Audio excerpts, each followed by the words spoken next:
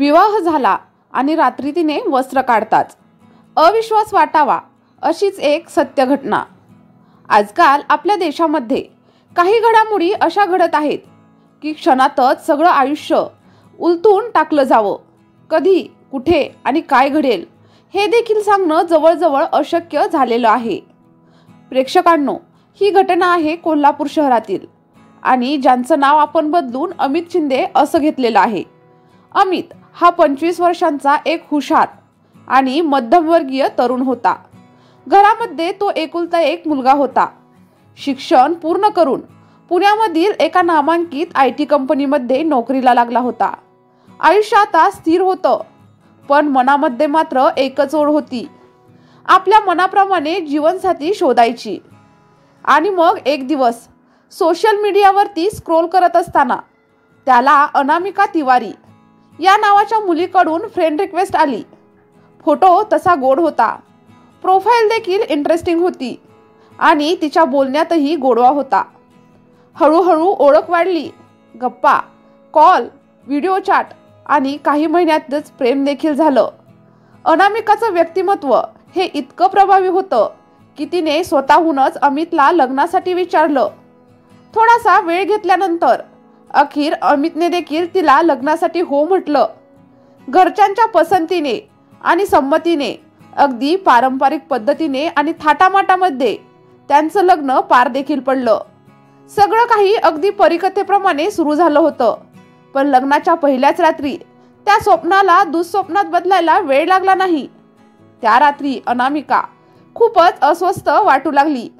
अमितने प्रेमाने तिचा हात हातात धरला, पण तिने हात झटकत सांगितलं, माझं शरीर ठीक नाहीये, कृपया तू माझ्यापासून दूर राहा।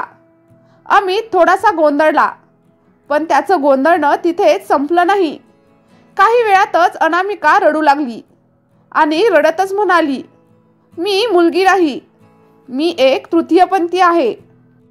आणि तो क्षण अमितच्या आयुष्यातला सर्वात मोठा धक्का होता, जिच्यावरती त्याने मनापासून प्रेम केलं, खूप जास्त विश्वास टाकला। तिनेच त्याला मूळ सत्यापासून खूप दूर ठेवलं होतं। अमितने तात्काळ कुटुंबियांना बोलावून घेतलं आणि सर्व काही सांगितलं। सर्वांनी मिळून पोलिसांमध्ये तक्रार केली। तपास सुरू झाला। रिपोर्ट्स, साक्षीदार आणि पुरावे सगळं काही न्यायालयापर्यंत पोहोचवलं गेलं। कोर्टामध्ये स्पष्ट झालं की अनामिका तिवारीने अमितला फसवलं आहे। ती एक तृतीयपंथी असूनही स्वतःला स्त्री म्हणून भासवत तिने लग्न केलं आहे। न्यायालयाने तिच्या विरोधात गुन्हा देखील दाखल करण्याचे आदेश दिले। अमितवरती याचा खोल मानसिक परिणाम देखील झाला। त्याचं आयुष्य, त्याची इज्जत, आता सगळं काही धोक्यात आलं होतं। ही घटना केवळ अमितची नाही, तर ती आपल्या समाजासाठी एक मोठा धडा होती। प्रेक्षकांनो, आजच्या सोशल मीडियाच्या जगात ओळखी झपाट्याने होत आहेत, प्रेम देखील झपाट्याने होत आहे, लोक लग्नाचा निर्णय देखील झपाट्यानेच घेत आहेत। पण नात्यात पारदर्शकता नसेल तर ते नातं फसवणुकीतही बदलू शकतं।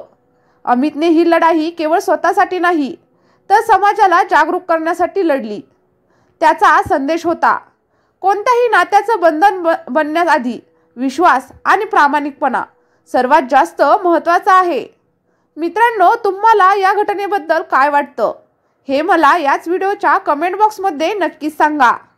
त्यासोबतच अशाच नवनवीन सत्य घटना कथेच्या स्वरूपात पाहण्यासाठी आणि ऐकण्यासाठी आपल्या चॅनलला सबस्क्राईब करायला अजिबातच विसरू नका। सबस्क्रिप्शन सोबतच शेजारील बेल आयकॉनचे बटन देखील नक्कीच प्रेस करा, जेणेकरून अशाच नवनवीन व्हिडिओचे नोटिफिकेशन तुम्हाला मिळत राहतील।